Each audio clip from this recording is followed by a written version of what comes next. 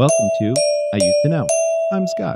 And I'm Steve, We are your hosts for this adventure into the past. where we dive into things we used to know when we were kids that are no longer true.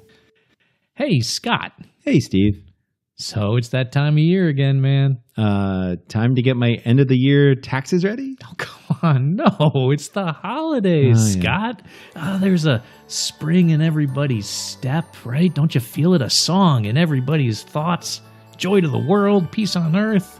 You know, Christmas, man. It's Hanukkah, Kwanzaa, and Canadian Boxing Day. Yes. Yeah, I guess so. Why? You don't seem excited. What? You don't have this Christmas cheer in your heart? Come on. Christmas for me, honestly, it's like the best time of the year. Right? Growing up, we'd have the whole family. I don't know, you remember. I come from a monstrously large family. Yes, you do. Right? So Christmas would mean going to this house filled with all these relatives and all these people and all this fun and singing and food and just joy. Come on. Not for you. I mean, so, all right, when I was growing up, Christmas was fun. Yeah. I want to say it was fun, right? It's Christmas. In It has to fact, the truth is, I would be the person who would get up at like 2:30 in the morning. Okay. Christmas morning. I was that kid. I was Yeah. that kid. You're like, hey, mom. Hey, mom. No. Hey, mom. No, we had rules. Ooh, okay. There were rules. No, hey, mom, no waking up the parents until 7 a.m. We had the same rule. But I was allowed to open anything in my stocking. Yes. So I can go to my stocking, I can open up all my stuff in the stocking. Just to and tide then, you over. And then just wait. And just wait. You spend a lot of time just kind of like categorizing all the stuff in your stocking, Yes. Well, organizing all the candy. it wasn't that complicated because generally speaking, Santa gave me batteries in my stocking. for what was to come Yes. under the tree. And so my whole time was pretty much trying to guess the things that I really wanted and what took a D size and what took a C size. a 9-volt? Why do I have a 9-volt? Exactly. I'm going through my list. That makes no sense. And then as I got older, they stopped using all those sizes, and then everything was like a AA, and I was like, what the heck? I can't tell what it is. It was off. But, I mean, it was fun. We would open presents. My whole family would be there. My grandmother usually would be there. My grandfather would come in from church on the Sunday morning or on the Christmas morning. I mean, it was a great time. Man, that all sounds great, man. So where is your holiday spirit? Yeah, it's wrapped up in Christmas presents, and I meant that pun. Wrapped up, I get it. Yeah. Okay. All right, so it's given all these gifts. That's what's getting you down? Well, it's hard to find the perfect gift. And, of course, you need to find the right amount of gifts for people. So, it's kind of hard. Yeah, some people are hard to shop for. It's work. Yeah, I get it. All right. But do you know why we hand out gifts in the first place? Yeah, it's to remember the 3 wise men bringing the frankincense and the myrrh and gold to the baby Jesus, right? Well, I mean, sort of. I mean, there's much more to that, especially these days. Are you saying that the whole art of giving gifts around Christmas isn't even related to the 3 wise men? Oh, no. It is related, kind of. But what I'm saying is the extreme gift giving that we do these days is really traced back to the Knickerbockers. The Knickerbockers, what, the basketball team? New York And the Knicks? New York Knicks? Yeah. Yeah, no. Oh. The original Knickerbockers. Back in 1800s in New York City, there was this group of really wealthy men, and they called themselves the Knickerbockers.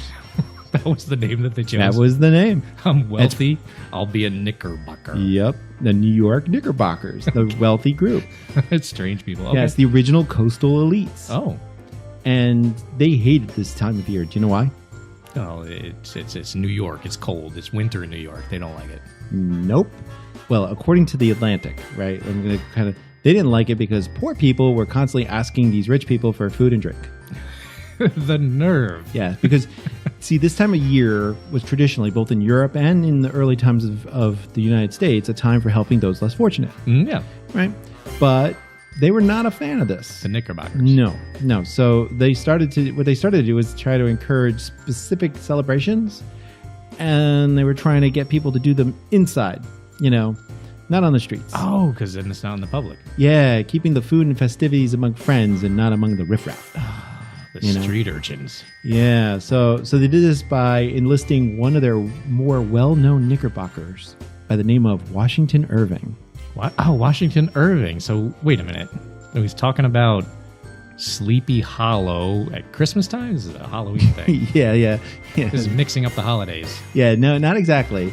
But Washington Irving really loved Saint Nick and the whole thing around Saint Nick. So he started to embellish tiny stories and traditions. So traditions that were like little traditions, like give candy to someone or something like that.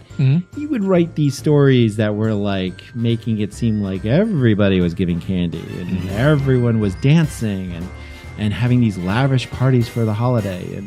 And they were driving people towards these giant Christmas celebrations and do them inside so that they would celebrate with their own families.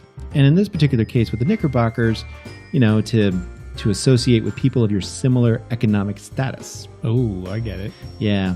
And then Charles Dickens would later fine-tune A Christmas Story to fit into this narrative. Okay, so this is going all the way back then to Dickens even. Yep.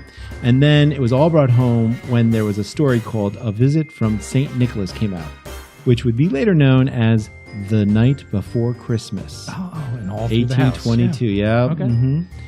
And if you think about it, the story talks about visions of sugar plums dancing in their heads and presents, for kids, brought by St. Nick. Got it. So this is all just being made up in the stories, and now people want to emulate that.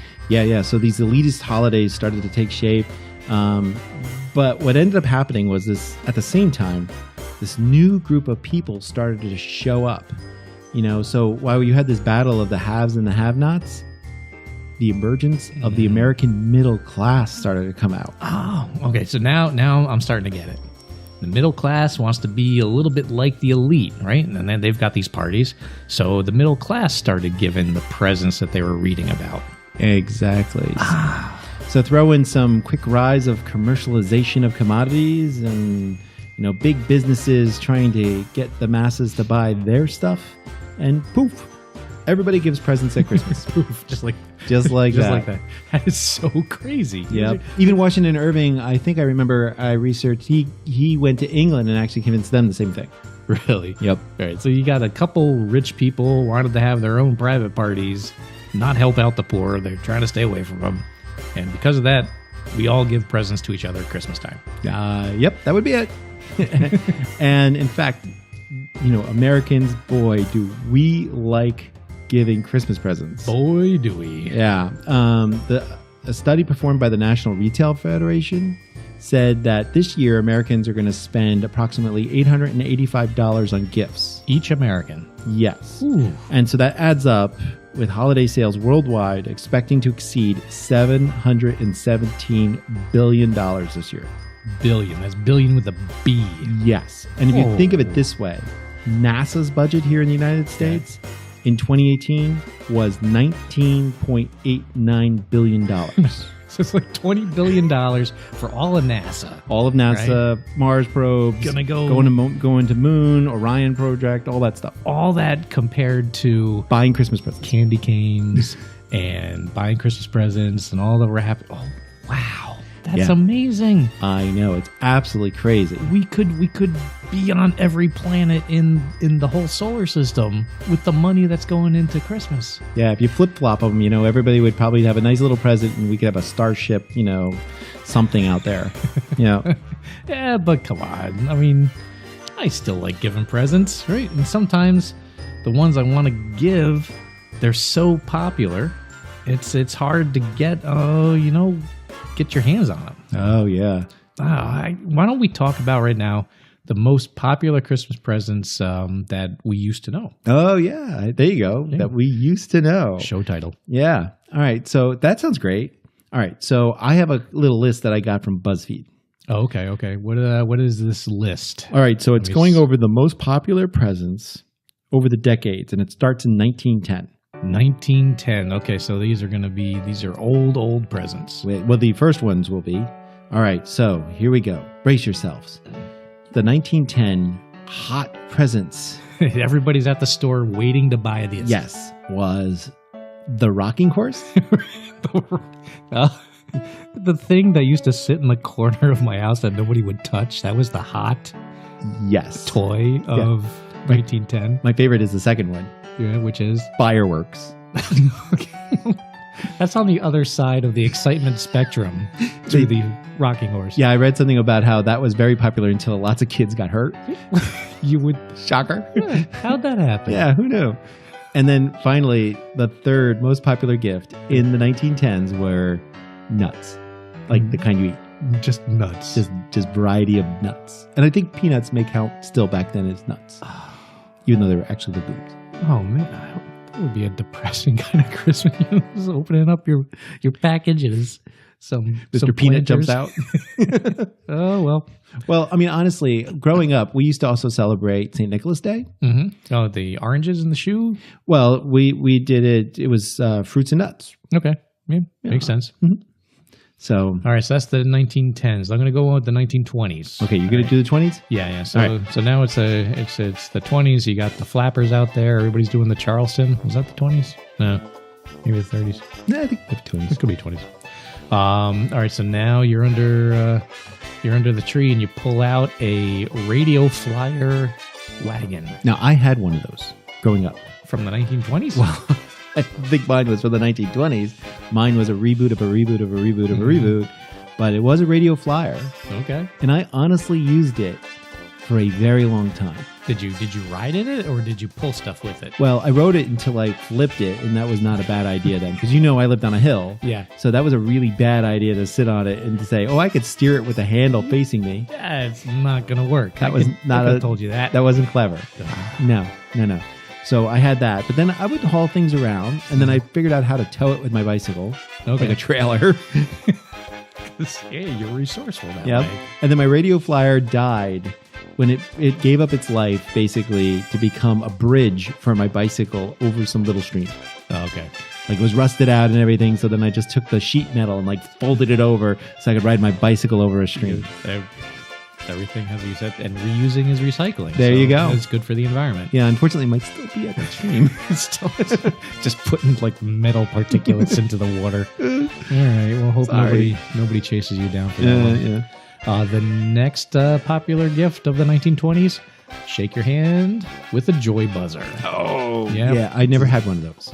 You never had one? No, did you? I think I might have gotten one, but I don't remember using it. It's kind of one of those gifts where, once you use it once, everybody's got it. Everybody's on to you. Actually, everybody else in the room knows it too. Right. And I'm like an 8-year-old with a joy buzzer in my hand. I'm walking around with my family and I go, "Hey, Uncle John, shake my hand." I've never asked to shake anybody's hand before. I'm an 8-year-old. Of course they know that I'm up to something. You're not going to do it to someone in school. You go on the school bus, shake my hand. They take the lunchbox and whack on the side of the head. And those are the big metal lunchboxes. Exactly. That's a good podcast coming. Get Talk about metal lunchboxes. All right. So then the next one from the 20s, yo-yo. All right. I can see that. All right. I like yo-yos. I still have some yo-yos.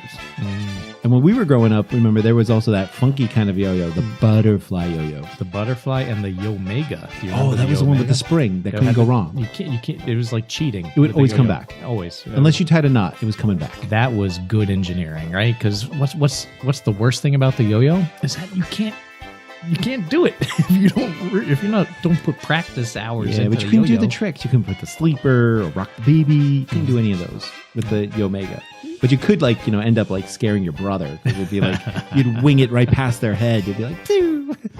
Yeah. So advancing the yo-yo technology. Mm. All right, so that brings us to the 30s. What do we got? You go. I'll go on the 30s too. Sure. Okay, so just like out of Christmas Story, the Red Ryder BB gun. Oh yes. And we talked about this. We did. I didn't even know that was a real thing until we talked about it. That was when we were talking about the radio shows. I think the cartoons episode, we were talking about that. Yeah, Red Ryder BB gun for real. You can buy one in the 30s. And then if you couldn't get your hands on a BB gun, you could always buy a sock monkey. Oh yeah, the monkeys that were made up with socks, which I think originally should have been made up with your old socks, but instead people would buy them already made. Right? Yeah, I would prefer to have a pre-made sock monkey than a monkey made out of my old socks, because I'm not gonna want to just cuddle and sleep with that as a kid. Certainly not out of your dad's socks. Ugh, nasty. And then Army Men. Army Men was big in the 30s. Well, that makes sense. My brother and I played with Army Men even growing up. We used to have a huge battle I mean, we would set up the whole rec room with a gigantic, military campaign. And you got the green team and the brown. No, we were There's both a tan. green. Both green? We were both green. But then at some point I would cheat and I'd like bring out like model fighter jets and just like wipe them out. That's cheating. Yeah, but what is your little I have brother missiles. Boom. All right, 40s. Bring us through the 40s. All right, we got Legos. Legos go all the way back to the 40s. Yeah. Wow. Yeah, and my brother-in-laws, Mhm. they were always Lego people. Yeah. They were big Lego fans. The Legos are fun, but once you're done building something, you're basically done. If you're going after, I mean, sometimes you can cannibalize the pieces, but Yeah, but then the only thing I could build then is the same generic little house over and over. It's a square. It doesn't even have a roof. It's just 4 walls. If I'm lucky, I put a door in. there you go. Yep, you have a little hole for a window. Yeah. Oh, so sad. All right, then you got the Magic 8 Ball. Oh, Now, I own a Magic 8 Ball. I actually own one right now. The problem with Magic 8 Balls, of course, is those stupid air bubbles. Yes. You would be fine, and then an air bubble would pop up, and then you all you'd end up seeing is that white ball with some words you couldn't make it out. And you can't tell. No. There's like the answer might be, Exactly. know. And then you're like tipping it so you can kind of see it. You're trying to get the ball out of the way, but then the ball moves. But they were kind of cool. Ask the question of the 8 and then shake it. And then if it's not the right answer, you shake it again until you get the right answer that you want. Ask again later. Yeah. Right. And then the Slinky, Slinky. which I also have. I'm seeing a trend here. Yeah. I'm a man of the 40s, I guess. I don't know. Keeping all these old toys around. Yeah. Slinkies, it's a spring. Well, mine was a Slinky from the 80s. That was like, that was plastic and it was like hot pink on one side and like cobalt blue on the other. So it totally looked like the 80s. Yes. And yeah, so it's like Miami Vice going down the staircase. exactly. Yes. Exactly. Go get them, Tubbs. Yeah, exactly. All right. So do you want me to do 50s too? Yeah, do 50s. All right. So the 50s. No big shocker here. Barbie. Barbie in the 50s. That makes a lot of sense. Yeah. And my wife was a big Barbie fan even when she was growing up. You're kidding me. No. I never would have guessed that. Yeah. Fisher Price Little People. Oh, these are the things that they don't even have like legs. They're just kind of like pegs with a head. Yeah, exactly. They're different now though, but I will say that I grew up, I had a couple of them growing up. My kids, when they were growing up, especially my daughter, she had like a bazillion of them, the new modern ones. Ooh. Yeah. And in fact, it was like this, the whole living room when she was like 2 was devoted to Little People. I mean, seriously, the whole living room. We had the birthday cake, we had like the farm, we had the swings, we had the castle, we had everything you could imagine. Nice. We had. Nice. Little Absolutely. People paradise. Mm-hmm. And then finally, Mr. Potato Head. Mr. Potato. But not the plastic one. Not the plastic one. No. The original Mr. Potato Head back in the 50s, they were just parts. They were just like, eyes, ears. You'd have to stick them into a real potato. You just so some assembly required. Get your own potato and shove an ear into it. That's why it was called Mr. Potato Head. So that makes sense. Not that there was this plastic fake potato with actual locations you have to inject things in. See, Mr. Potato Head with a real potato sounds like a whole lot more fun than the just plain old Mr. I could never understand what was the draw to playing with Mr. Potato Head because I'd make my little face and then I'd be done. Yeah, and if you had the real one after you were done, you had lunch. Get some fries. Yeah, exactly. All right, 1960s. Bring it to me. All right, most popular in 1960s, Etch-a-Sketch. Oh yeah, Yeah, Etch-a-Sketch. Yeah, if you were really good, you could make a square, Yep. and then another square, and then a square around that. Heaven help you if you want to try to make something curved. Well, I'll tell you the best Dilbert comic strip ever was the pointy hair boss when they gave him the Etch-a-Sketch and pretended that was his laptop, and he was like, "You got to turn it upside down to reboot," and he was like shaking it over his head. That was the best.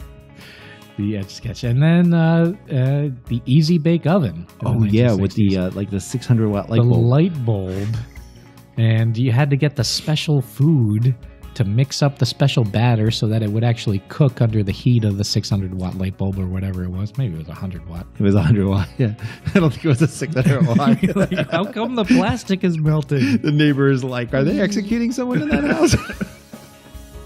But it makes good cake. Yeah, exactly. And then G.I. Joe. G.I. Joe. Go Joe. Because knowing is half the battle. It is. We actually talked about them in our cartoon episode. We did. But that was from the 80s. That was the cartoons. These are the actual figures. The and dolls. And the figures from the 70s and the 80s were only like 3 inches tall. Mhm. These were the big, they were Barbie size. I mean, they were like tall Barbie size, not little Barbie. I mean, they were like 6 inches, 8 inches. Serious action Serious figures. action figures. Yeah. Yes. Yeah, definitely G.I. Joe. So then the 70s come.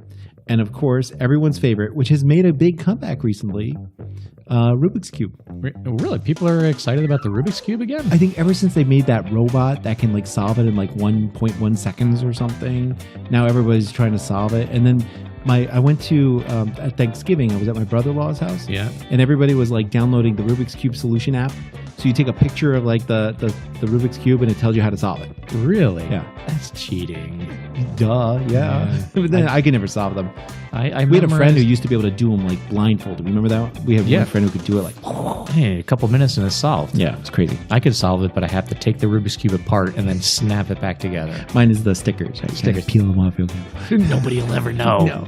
How come your red squares are all sideways? Exactly. What else? We got Nerf balls and Koosh balls. Oh, yeah, with the crazy kind of like rubber hair coming off of these things. Yeah, that was the Koosh balls. And then, of course, the Nerf balls. Nerf was like a big, brand new thing back in the 70s. Yeah, it was soft. Yeah. Yeah, you could play it inside and not get too much trouble until you broke something.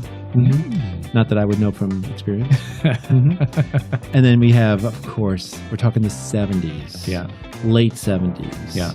Star Wars action figures. Yeah, so Star Wars was huge, and anything Star Wars would sell. Absolutely, except for tickets to go see the holiday special, as we talked about. Not good. So then that brings us to the big 80s, baby. Yeah, this is when things started to get a little crazy. Maybe because in the 80s, there's the me generation. Everybody wanted the best thing. Everybody wanted stuff, right? The 80s was all about stuff. Yep. So especially the first one on the list that I'm looking at. Yep. The Cabbage Patch Doll. People went to war over Cabbage Patch dolls at the store. It was terrible. Yeah, people got hurt. There were fights. There were riots. There would be a shipment of dolls. These are small little dolls that had like a scrunched up kind of face that was kind of sewn into some like stocking kind of material, I want to say. Yeah. And everybody was going crazy about these Cabbage Patch dolls in the 80s to the point where you had to put together a serious action plan and execute it with military precision to get one of those dolls. You'd be calling around the neighborhood like, do you have them yet? Do you have them yet? Do you have them yet? And if somebody had it in their hands, you would like grab it. You'd be like, oh, I'm the cashier. I'll pay it for you. And disappear. Gone. Yep. So yeah, that was the Cabbage Patch dolls. You know, not much different than that was Teddy Ruxpin.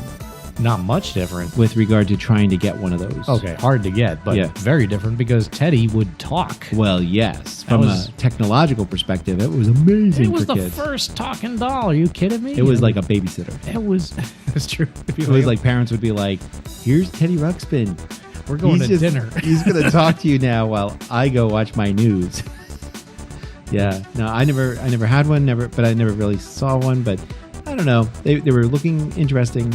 And a bit creepy, actually. But yeah, their eyes kind of like stared at you while they talked. Yeah. It was creepy. And then Transformers. More than meets the eye. Yeah, absolutely.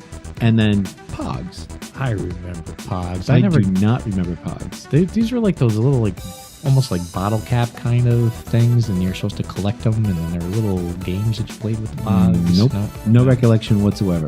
I had a few. I didn't get as crazy as a lot of the kids in the 80s, but like it was a national craze. People just going insane over Pogs. So don't remember that. No. But then that gets us to the 90s. The 90s. You know, and in the 90s, of course, the number one item from the 90s. Do you remember this sound? You recognize it? Of course, that's Elmo. Tickle me Elmo. Yeah. Exactly. That was another toy that brought people to blows at the toy store. Oh, yeah. Right? I mean, you had lines, you had angry mobs. And if anybody could pretend to do that voice, like you had a voice career for like a month.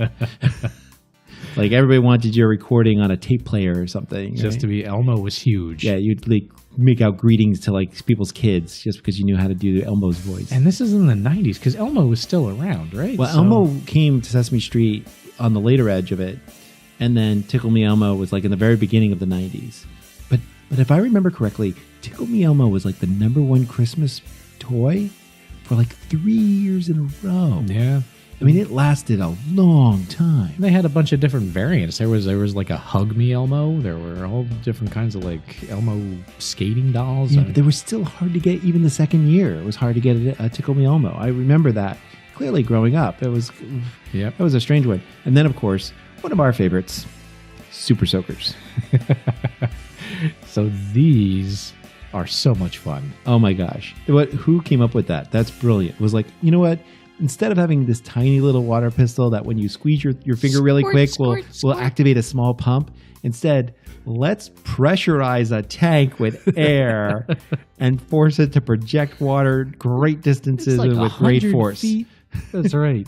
Oh, it was awesome. Man. They were awesome. Don't use inside the house, but fun. Yes. Yeah. And I never did. I think I would never have been allowed back in the house if I did. And then that leads us to the 90s with the Furbies. The Furbies. So there's another kind of like electronic talking kind of a thing, right? But remember, they would mimic you. Yeah. And do you remember the big problem that occurred with the Furbies in the Department of Defense? Oh, they were being... The people would bring them into the Pentagon, but then... Get the secrets. Yeah, so, they would be talking about some sort of like confidential or, secret information, and then the Furby would like repeat the secret. And they were just like, oh my God, the Furby knows our national secrets. Oh, you gotta love it. Luckily, it wasn't like connected to the internet. Yeah.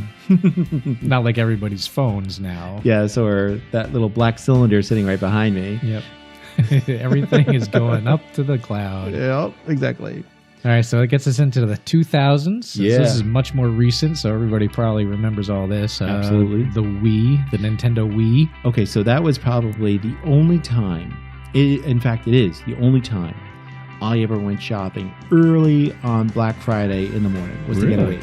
Did you? And you were successful. I was successful. Nice job. Yeah, I called ahead. I knew they were going to get a certain shipment. They were like, we're not allowed to talk about what we're going to get, but I suspect we're going to see a number of them, maybe around 50. All right. So you went after it like it was a Cabbage Patch doll. You got your It wasn't so bad because I was there so early in the morning. It wasn't like a big line. Okay. I was able to get it and get out of there, and then I was like, I'm done with this idea. This is stupid, waking up early in the morning and go around. I don't like this.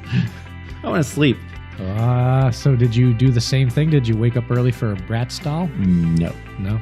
But my daughter did get one for during when she was little. Somebody gave it to her as a present. She got a couple Bratz dolls. Yeah, they're like stylish, right? These are like Barbies with attitude.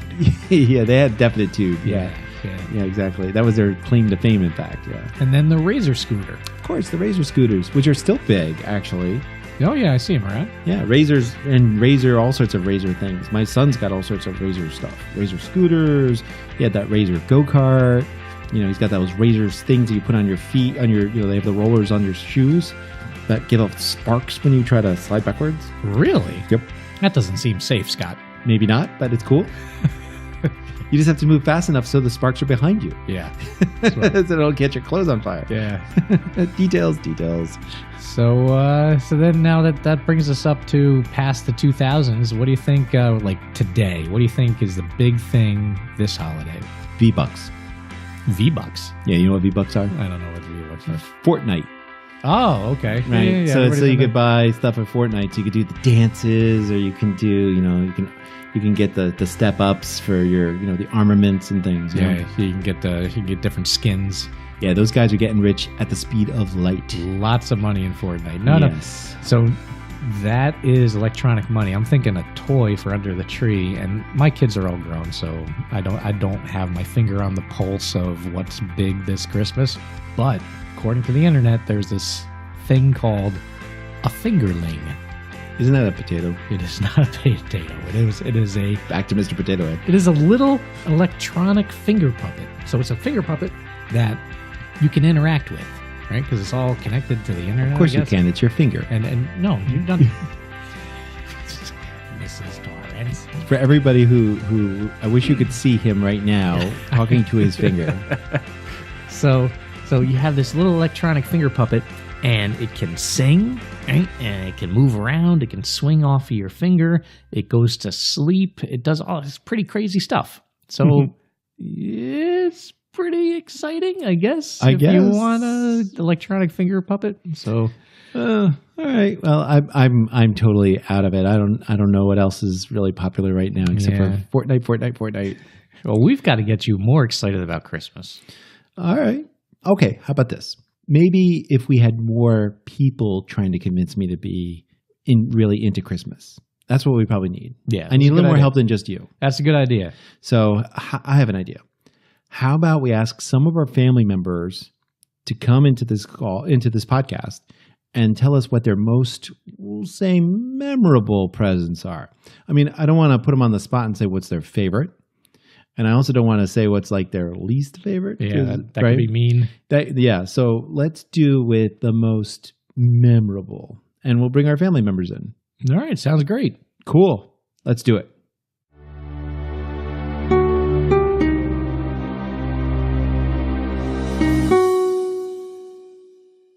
Okay. Does everyone have their eggnog or other drink of cheer? Yep, I got mine right here. Everybody good? Mm-hmm. All right, yes. Perfect. All right, so Scott, I thought it would be fun to have our family members here talk about their most memorable presents, right? Not their favorite, not their least favorite, just what stands out in their memory the most. Very cool, exactly. So, all right, anybody here want to go first, or do you want me to break the ice? I think you better break the ice. Yeah. Okay, so all right, well, I will break the ice. My most memorable present is a snow shovel. What? Come on. That's crazy. But it was an ergonomically correct snow shovel with a curve to protect my back. I should have let off. So that was my present, was a snow shovel so that I can shovel the driveway with better health and safety. Who gave you the shovel? I think it was Santa. Santa gave you this. Yes. That is so sad. So it's very memorable. Yeah, it is memorable. Yes. Is it your favorite? We said we're not talking about favorites. We're talking about memorable. Most memorable. Yes. My second memorable, I'll just throw that out there, was I got a door for my bedroom. Oh, okay. Yeah, privacy is important. That was good. Mm-hmm. That was good. Yep. That was sitting right there next to the tree, big wrap thing unwrapped, and I was like, wow, it's a door. I was thrilled, actually. Yeah. Yeah, very memorable. Oh my God. All right, so who would like to be next on the most memorable present? I think I will. All right. I am Bug Queen. All right. Excellent. Well, I think my most memorable, also one of the most favorite, would be my Barbie dream house. Oh, really? Yeah, so this would be back in the 70s, like late 70s. And it was just amazing. It was like orange and yellow. And I used it. I had Barbies, but I also used it for my strawberry shortcake dolls.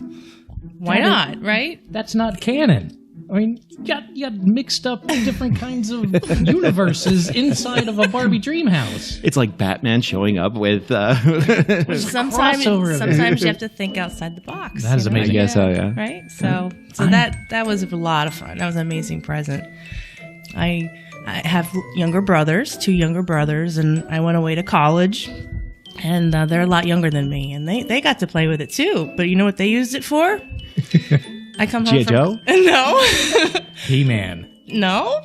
I came back from college one time. They turned it to a Matchbox car garage. Well, you got to use that magic, or the elevator has to be used for something. Might as well be a car elevator.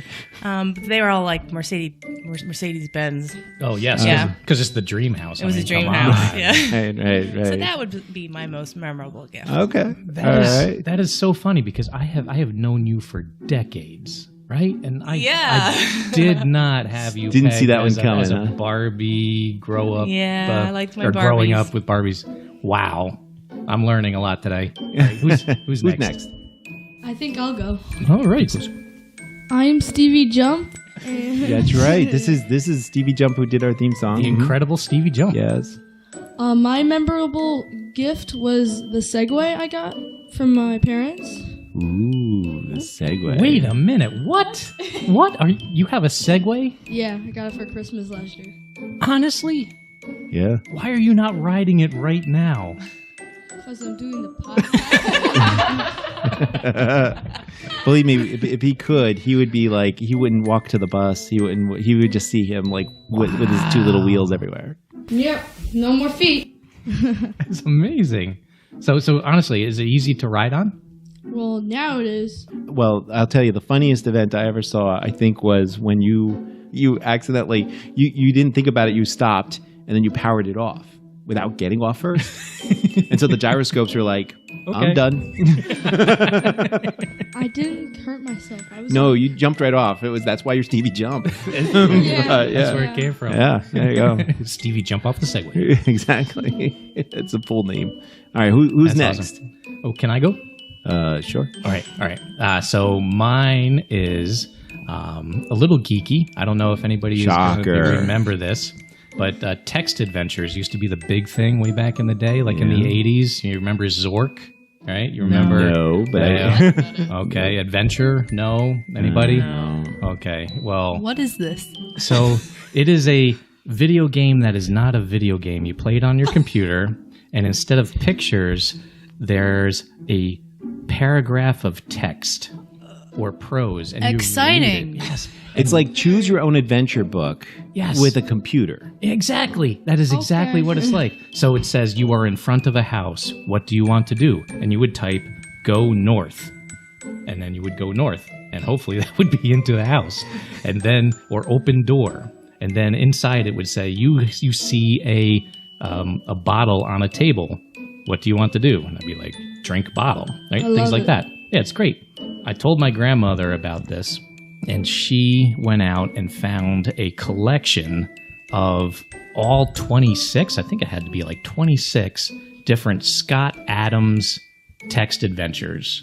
It had a Spider-Man text adventure, it had a pirate text adventure, it had the dinosaur text adventure, it had a sci-fi. It was a giant collection of all these computer games. And what was amazing was that my grandmother had just kind of like heard me talk about this. She went out of her way. She didn't even really understand what it was, but she just don't either. knew it was something that I would enjoy.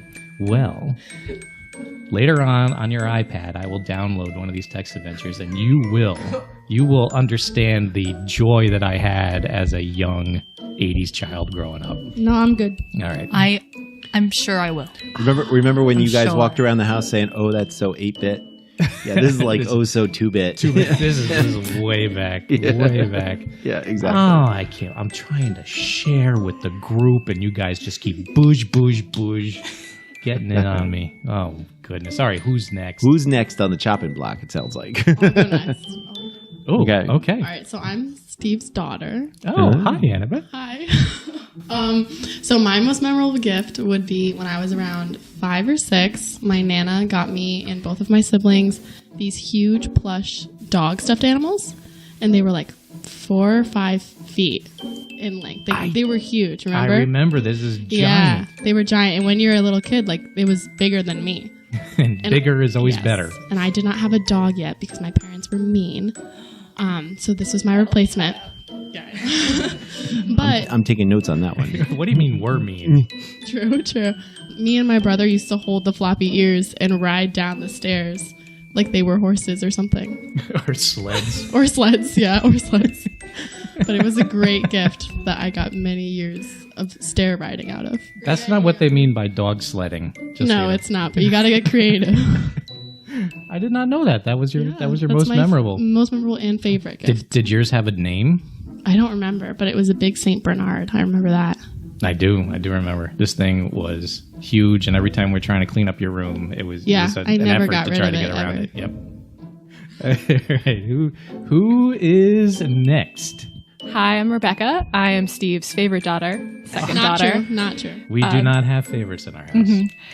Anyway, so my most memorable gift is from when I was in high school and I was in some AP classes and I unwrapped not one present, but 4 different AP review material books that counted as 4 separate gifts. And one was a flashcard set. And this was like in the early days of Instagram, and I laid them all out and put them on Instagram. And everyone thought it was a joke, that I was just being funny, but they were really my Christmas presents. So a couple months later, I wrote like a narrative about it in English class. And once again, everyone was shocked and amazed. But it became really memorable and a good gag, and I bring it up every once in a while when I want to guilt some people. But yeah, and then I don't think I opened any of them. Oh, come on. You must have used one of them just to get through the test. I think they were gifted to Annabeth, who then, did you use any of them? Yeah, I used them for my APs. Okay, Yeah, and I'm sure Andrew's going to use them this year. Yeah. That is a wonderful story about an amazing and practical gift that would help your life trajectory immensely. Right, it was really thoughtful of Santa to give to me. I don't know what my parents are doing. They gave me like fun gifts, but Santa cares about you. Welcome to the door. That's right. It could have been a snow shovel. All right, so I think we only have one more left here. Oh. Yup. Only one. Oh, and who are you, young lady? I'm Katie. I'm Scott's daughter. Oh, hi, Katie. Hello. So my most memorable gift would have to be my first hamster. His name was Jack, and he was an escape artist. Yes, My he gosh. was. Oh yeah. He was going everywhere. He would go on his little ball all the time. But I just remember just underneath the Christmas tree, just seeing a hamster cage and just this adorable little rodent just staring up at you. It was fantastic. Yeah, it was. Yeah. It's also mine. That is too. cool. So you said your first hamster. So he was an escape artist, meaning that he got was- away? We've caught him each time. He did make a couple interesting things. Yeah, He we should have did- named him Houdini. Yeah. One time we found him because the Wi-Fi died. What? Yup. Yep. So it was like, why is the Wi-Fi dead? And I go walking upstairs up to the loft, where a little landing area where we had Jack living. Yeah. And it was like, that's where the Wi-Fi was too. And it's like, why is the Wi-Fi? Wow, what happened to these wires? Why are they cut? Oh no. No. But he was okay. Yeah, he was just fine. wandering around. He didn't get electrocuted by the Wi-Fi? No. No. All right. So why was he Jack? I think I just liked it. Yeah. And I think Steven just went along with whatever I said. Yeah. I don't really remember the reason. Do you guys remember the reason? Nope. I don't recall it at all. Yep. But I can Oh, tell I you think that I my know. second hamster was a very original name. It was Jack Jr. Oh, my God. Oh yeah. That is awesome. Guess what? If we ever have a third, guess what it's called? Felonious. So Jack Jr. and Jack. And Jack, both of them. All right. So is anything else anyone wants to bring up about the holiday season and their most memorable presents? I could talk more about text adventures. No, I thank think you. that's Oh, enough. I think that might be enough then. We're good. Well, you know what? I have an idea. How about on the count of three, we just all say into the mic, Merry Christmas and Happy New Year. How's that? Sounds like a good idea. All right. So everybody ready? 1, 2, 3. Merry Christmas and Happy New Year. Wow, that sounded almost like the Peanuts. That was amazing. that was great. Yeah, it was. So, all right. Well, so that's our family.